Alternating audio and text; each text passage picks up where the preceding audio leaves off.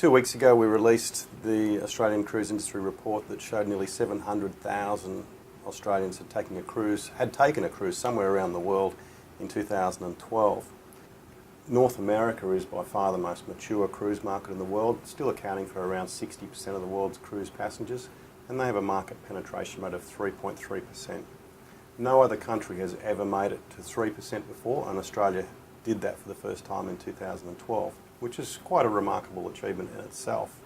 There's no reason why we won't see continued double-digit growth for the next 4 to 5 years.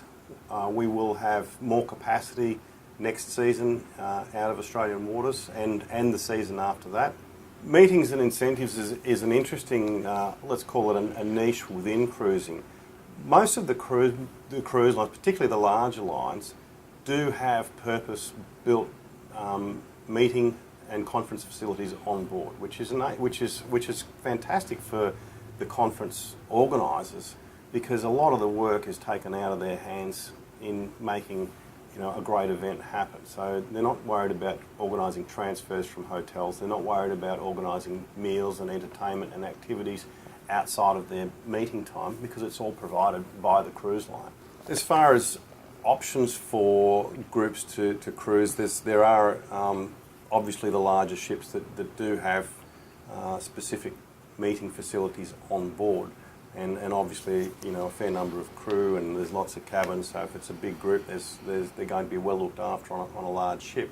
But let's not forget that there's other options available, and they may be smaller ships that are probably a little bit more itinerary focused than the larger ships, that have the ability to access smaller ports that large ships can't get into. At the end of the day, what a cruise offers for a larger group, be it a conference, meeting, incentive, is as we've mentioned before, you've got all of your accommodation, meals, entertainment, activities all included, but also cruises, depending on the itinerary and the destination, are going to deliver multiple